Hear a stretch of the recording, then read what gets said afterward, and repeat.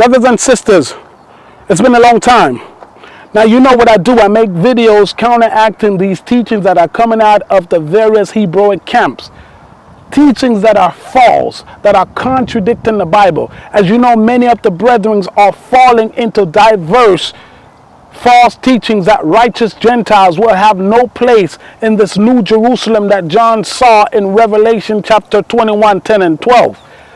Their interpretation to this scripture goes against biblical teachings that the righteous Gentiles as well will have a place in the kingdom of heaven. Now, one of many passages that the brethren use to uphold this teaching is Revelation chapter 21. As I stated earlier before, 10 and 12, where John saw this vision coming down from heaven, having 12 gates, 12 angels, and the name written on the 12 angels are the 12 tribes of Israel.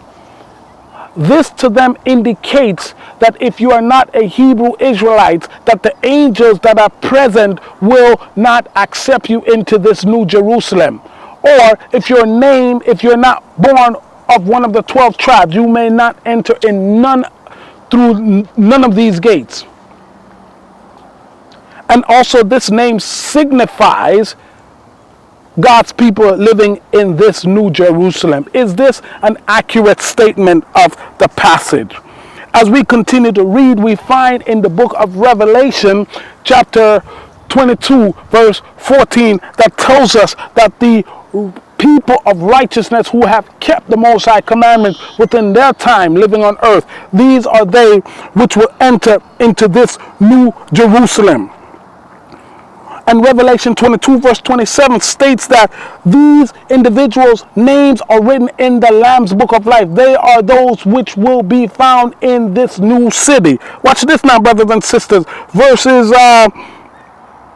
24, the same passage tells us, and the nations of them which are saved may enter or will enter in the light of the city. Notice in this passage, brothers and sisters, the word nation is present. Nation indicating both Jews and Gentiles, brothers and sisters. Israel is a nation of people that is made up of 12 tribes.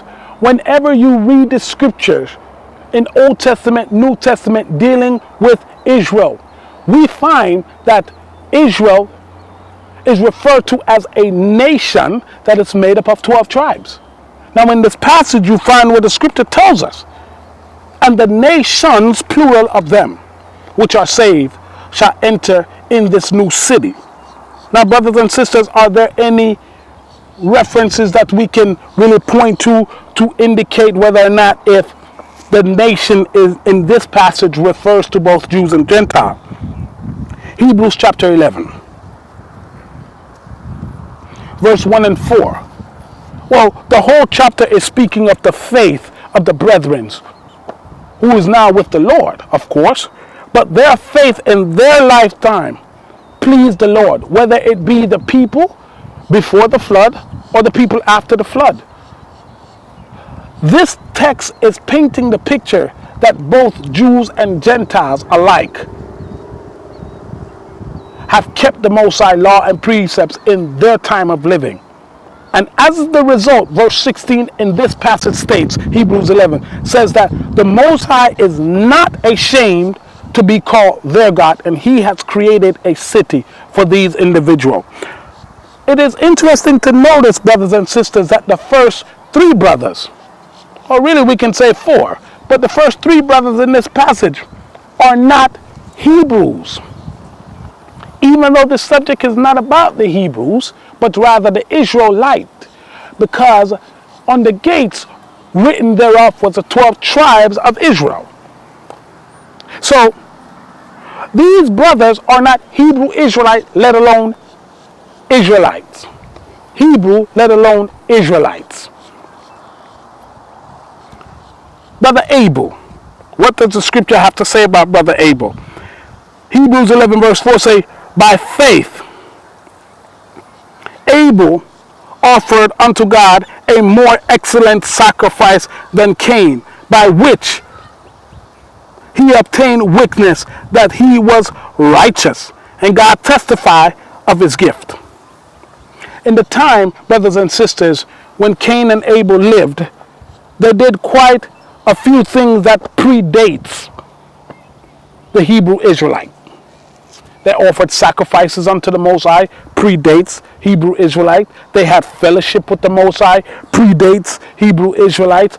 The sacrifices that they offer was of the firstling, predates the Hebrew Israelite. The grain offering that Cain offered predates the Hebrew Israelites. Many things in those days predates the Hebrew Israelite. Enoch, brother Enoch, who is not an Hebrew or Israelite. The scripture tells us that in Hebrews 11 chapter 5 that his faith pleased the Most High, where he did not see death but was transferred from one to the next. And the scripture calls him righteous. Enoch in his time was one of two brothers who walked so close to the Most High. Yet he's not a Hebrew nor Israelite. So how do we explain these brothers having fellowship with the Most High, walking so close to the Most High?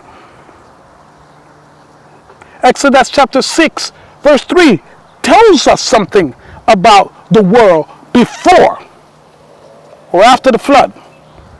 It tells us that in the days of Enosh, son of Seth, men begin to call on the name of the Most High Yah. This is personal, brothers and sisters.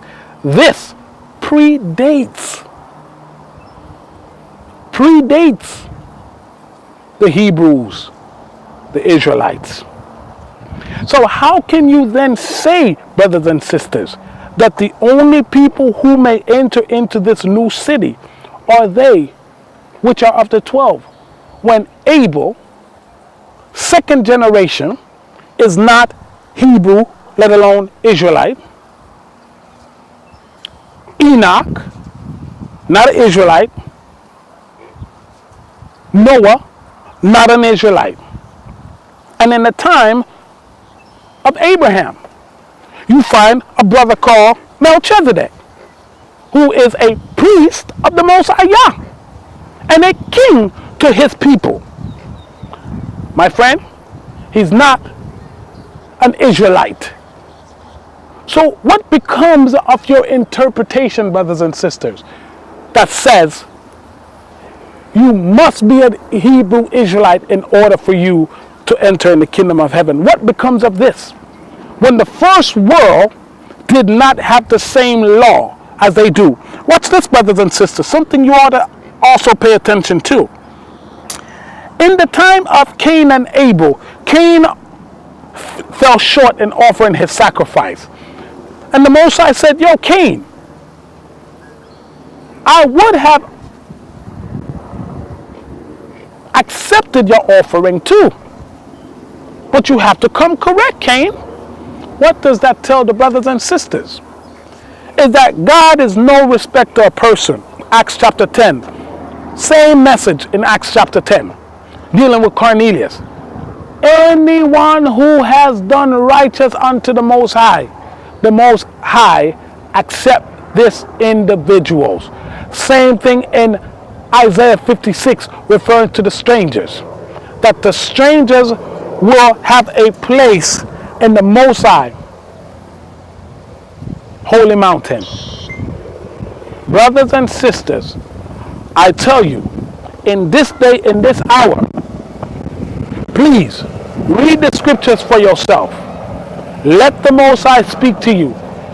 And I guarantee you, brothers and sisters, He will speak to you. He will convict your hearts of these teachings.